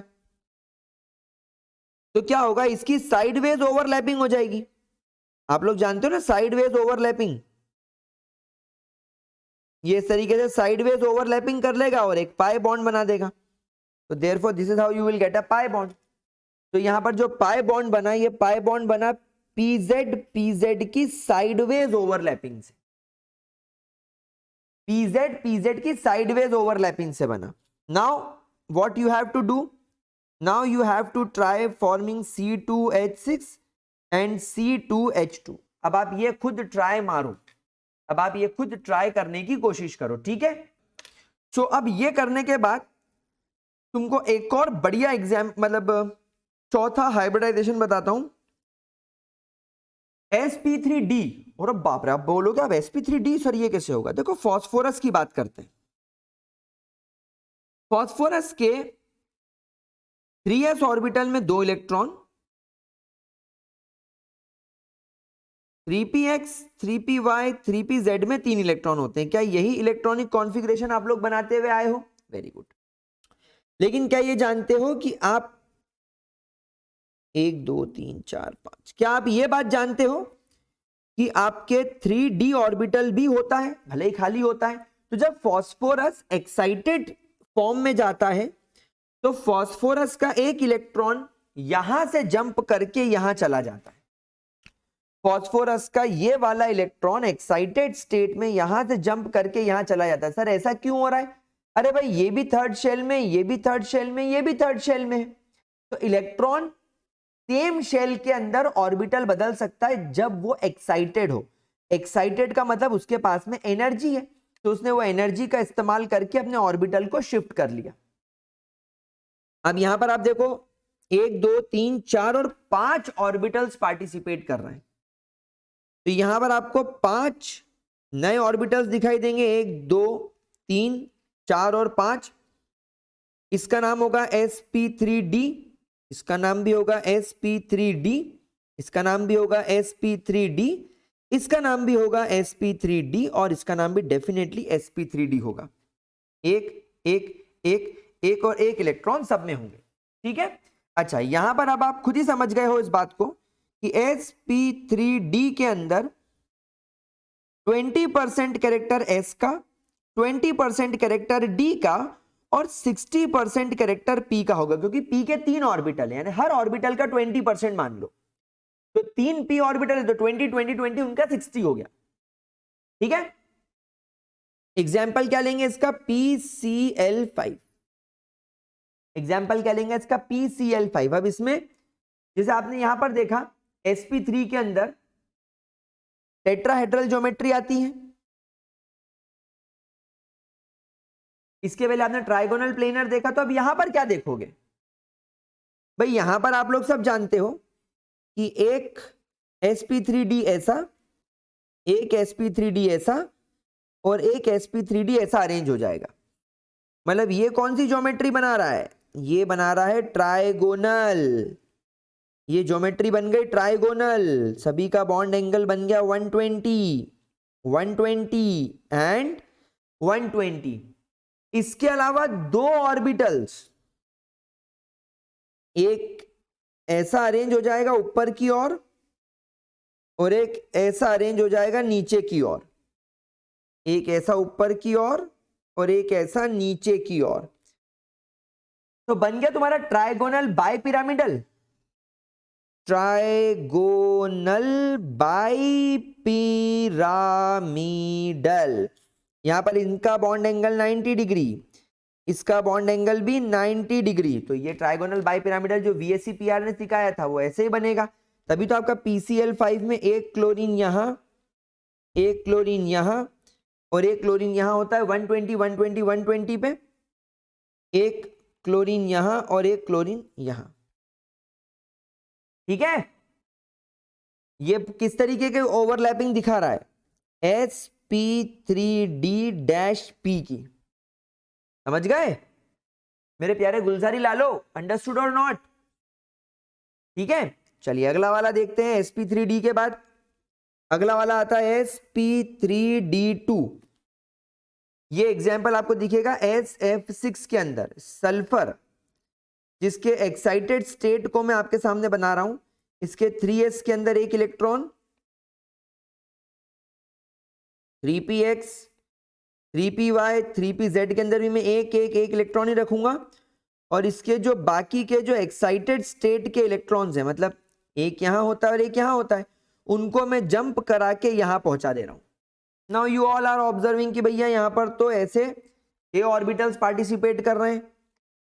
तो यहां पर आपको 1 2 3 4 5 और 6 नए ऑर्बिटल्स मिलेंगे। सभी का नाम sp3d2 होगा, sp3d2 होगा, sp3d2 होगा, sp3d2 होगा, sp3d2 होगा। बोलो भैया क्या क्या होगा? sp3d2 ही होगा। ये समझ में आ गया? ये सर नो प्यारे बच्चों। ठीक है, कोई परेशानी, कोई दिक्कत? चेक करो। ठीक है, अब यहां पर क्या होगा, अरेंजमेंट कैसा होगा? ऑक्टाहेड्रल पैटर्न पे, एक यहां, एक यहां, एक यहां, एक यहां, एक यहां और एक यहां। ऑक्टाहेड्रल पैटर्न पर अरेंजमेंट हो जाएगा। यहां पर तुम्हारे फ्लोरीन के ऐसे p ऑर्बिटल्स आकर, फ्लोरीन के ऐसे p ऑर्बिटल्स आकर यहां पर इस तरीके से ऐसे ओवरलैप कर जाएंगे। तो ये बन जाएगा आपका PsP3d2 टाइप का बॉन्ड, सभी जगह बनेगा। तो sulphur, fluorine fluorine, fluorine fluorine, fluorine fluorine fluorine, octahedral geometry, सभी का बॉन्ड एंगल 90 डिग्री, सभी का बॉन्ड एंगल 90 डिग्री, सभी का बॉन्ड एंगल 90 डिग्री।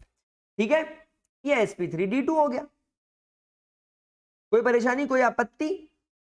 sp3d2 के बाद last but not the least आता है sp3d3। बोलोगे सर जान ले लो अब बच्चों की, आ जाओ मार लो हमको। नहीं नहीं, ऐसा नहीं करेंगे, तुमको सिखाएंगे यार, ऐसा मत करो। तो यहां पर आयोडीन की अगर मैं बात करूं, आयोडीन के 5s में एक इलेक्ट्रॉन, 5p में 1 2 3 इलेक्ट्रॉन और 5d में 3 इलेक्ट्रॉन। भाई आयोडीन के अंदर एक्चुअली क्या होता है, ये भी पेयर्ड होता है, ये भी पेयर्ड होता है और ये भी पेयर्ड होता है, यही अनपेयर्ड रहता है। तो ये इलेक्ट्रॉन और ये इलेक्ट्रॉन को उठा के हम यहां यहां और यहां पहुंचा देते हैं, एक्साइटेड स्टेट। तो ये सब हाइब्रिडाइजेशन में चले गए। 1 2 3 4 5 6 7, 1 2 3 4 5 6 7, सभी के सभी sp3d3, sp3d3, sp3d3, sp3d3, sp3d3, sp3d3, sp3d3, सभी के सभी sp3d3 हो जाएंगे। अब यहां पर एक्चुअली क्या होगा, जो तुम्हारा जो आयोडीन होगा उसके आसपास पहले एक पेंटागन बनाना पड़ेगा, ऐसा ऐसा ऐसा ऐसा और ऐसा। ये एक पेंटागन जैसा स्ट्रक्चर ले लिया। देखो इसे जरा अपनी मन की आंखों से जरा इसको ऑब्जर्व करो, जैसे हमारा मोदी जी हैं मन की बात करते हैं वैसे तुम मन से देखो। ये हो गया पेंटागन। फिर दो बॉन्ड ऐसे ऊपर नीचे की ओर निकल जाएंगे। ये अब ये क्या कर रहा है, ये एक तरीके का पिरामिड बना रहा है। एक पिरामिड ऊपर जा रहा है, एक पिरामिड नीचे जा रहा है। तो इस ज्योमेट्री को नाम दे दिया जाएगा पेंटागोनल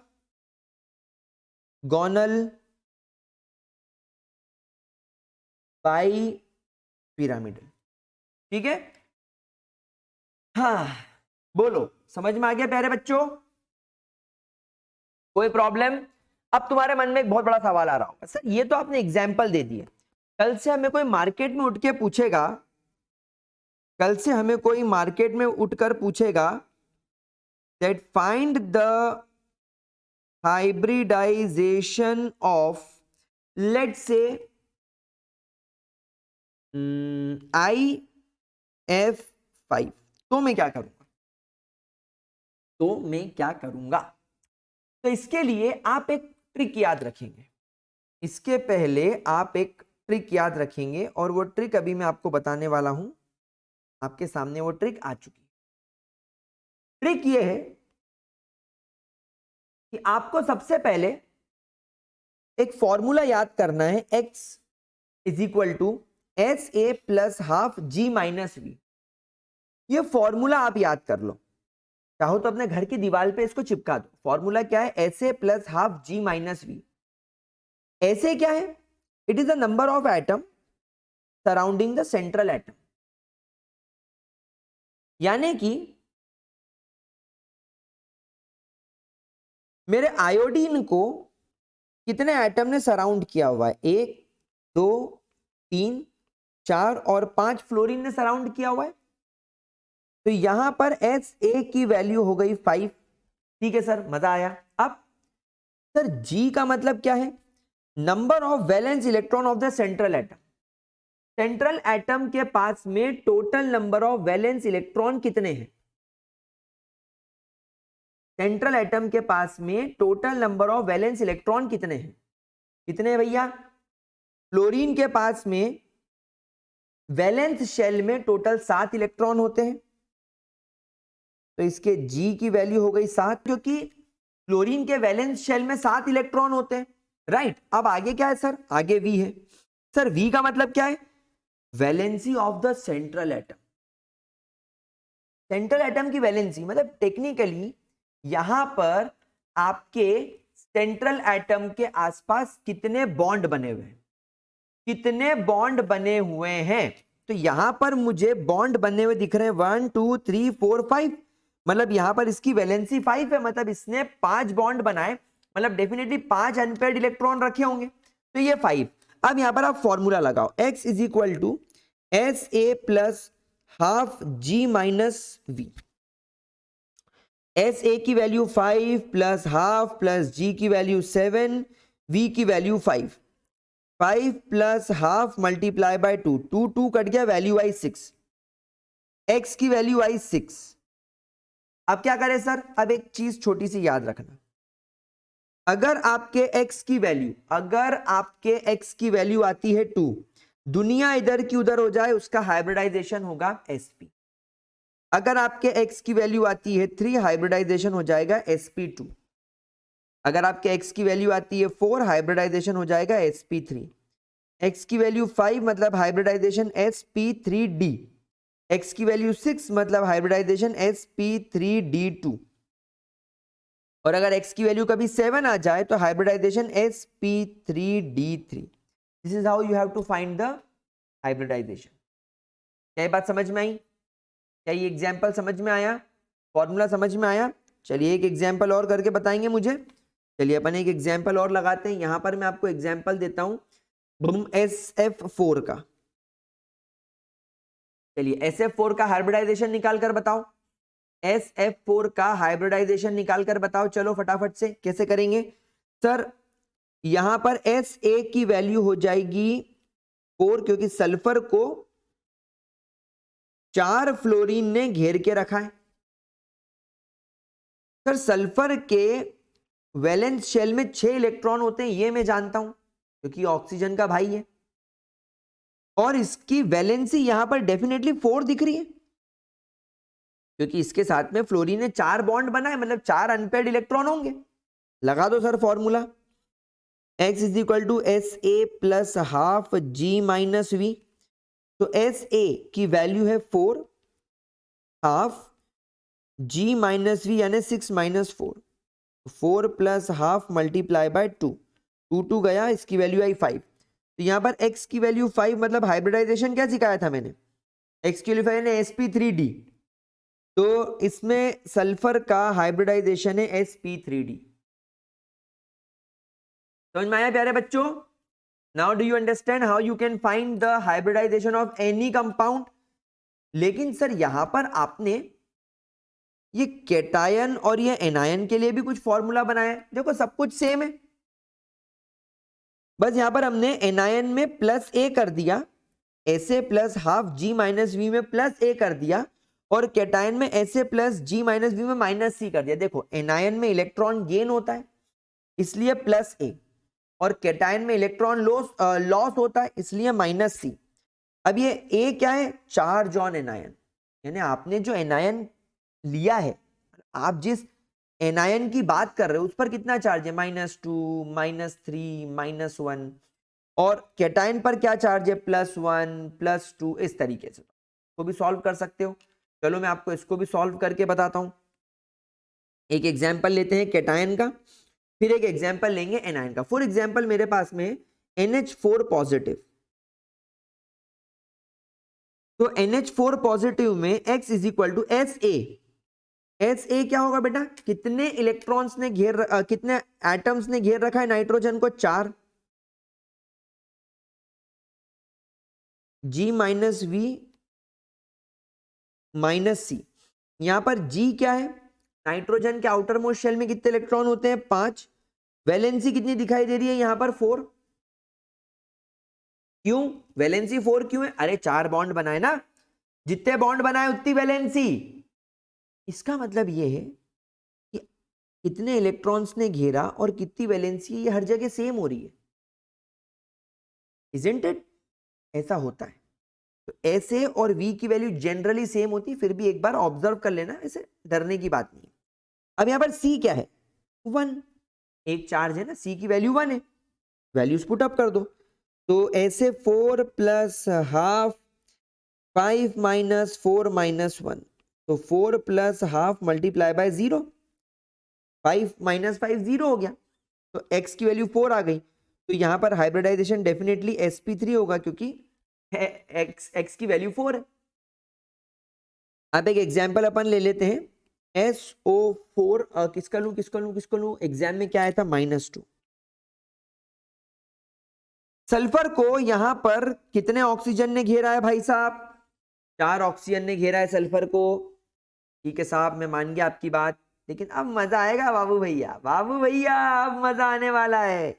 यहां पर G की वैल्यू कितनी होगी, 6, लेकिन यहां पर V की वैल्यू कितनी होगी बताओ।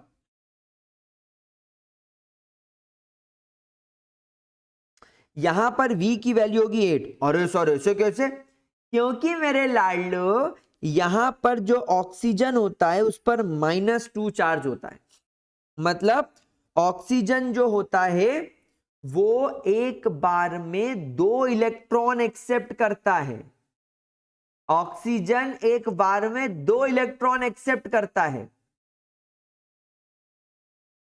समझ में आ रही है बात आपको? इसलिए यहां पर V की वैल्यू आ जाएगी 8। तो यहां पर हम इसको बोलेंगे क्या, ये कोई सिंगल चार्ज वाला नहीं है, डबल चार्ज वाला है, इसके अंदर -2 चार्ज है, दिस इज डाईवैलेंट। यहां पर तो हाइड्रोजन मोनोवैलेंट था, इसलिए आपने V की वैल्यू रखी। इसके पहले वाले एग्जाम्पल्स में भी फ्लोरीन भी आपका मोनोवैलेंट था, इसलिए भी आपने यहां पर V की वैल्यू 1 रखी क्योंकि एक ही इलेक्ट्रॉन लेता है। इसके पहले वाले एग्जाम्पल में भी आपका फ्लोरीन था जो कि मोनोवैलेंट था, तो बेटा मोनोवेलेंट डाइवेलेंट में ध्यान रखना, अगर डाइवेलेंट आ गया 2 चार्ज वाला तो यहां पर वैलेंसी भी डबल हो जाएगी, डबल डबल। और यहां पर ए की वैल्यू क्या होगी, SO4 पर -2 चार्ज है तो ए की वैल्यू हो जाएगी 2। अब क्या करेंगे, अब यहां पर निकालेंगे x S A plus half G minus V plus A. S A की वैल्यू 4, हाफ, जी की वैल्यू 6 माइनस 8 प्लस 2। क्या हुआ, क्या होगा, ये पूरा का पूरा मटेरियल 0 हो जाएगा। +6 +2 +8 -8 0, तो यहां पर फाइनल वैल्यू आई 4। तो अगर यहां पर फाइनल वैल्यू आई 4 तो इसका हाइब्रिडाइजेशन भी sp3 ही कहलाएगा। समझ में आई बात प्यारे बच्चों, कोई दिक्कत कोई परेशानी? अब मैं आपको कुछ एग्जांपल्स दूंगा घर पे होमवर्क करने के लिए, एंड फिर आपसे मुलाकात करूंगा अगले वीडियो में जिसमें कि हम लोग डिस्कस करेंगे about molecular orbital theory and we will be ending this chapter. तो कुछ एग्जांपल्स जो आपको ट्राई करने हैं in your homework, and comment section में मुझे आपको इसके आंसर्स बताने हैं। जैसे कि आपको BeF2 ट्राई करना है, आपको NO2 पॉजिटिव ट्राई करना है, CO3 डाई नेगेटिव ट्राई करना है, SO3 ट्राई करना है, PH3 ट्राई करना है, H2O ट्राई करना है, NH2 नेगेटिव ट्राई करना है, SbCl5 ट्राई करना है, ClF3 ट्राई करना है, BrF3 ट्राई करना है। बेटा ये सब नीट में आ चुके हैं। XeF2 ट्राई करना है, I3 नेगेटिव ट्राई करना है, Br3 नेगेटिव ट्राई करना है, BrF6 ट्राई करना है, 6 ही होगा क्या, 5 होगा, और XeF4 ट्राई करना है। ये सारे PYQs हैं, ट्राई मारना, जिसमें कि ये वाला जो है ना ये तो अभी लेटेस्ट में ही नीट में आया हुआ है, ये तो नीट में आ ही चुका है। ये बहुत इंपॉर्टेंट है, ये इंपॉर्टेंट है, ये ऐसे बहुत सारे पूछे जा चुके हैं, ये कई बार पूछा जा चुका है, मतलब आ ही जाता है। तो इसको आप लोगों को ट्राई करना है, ठीक है। चलिए, तो विद दिस आई होप आपको सब कुछ क्लियर हो गया होगा। अब मिलता हूं आपसे अपनी अगली क्लास में, तो तब तक के लिए bye bye, tata, take care, good night. ये सारे आंसर्स आने चाहिए, नहीं आए कमेंट सेक्शन में लिख के बताना। इस लेक्चर के, इस चैप्टर के एंड में I will solve questions for you. चलो बाय बाय।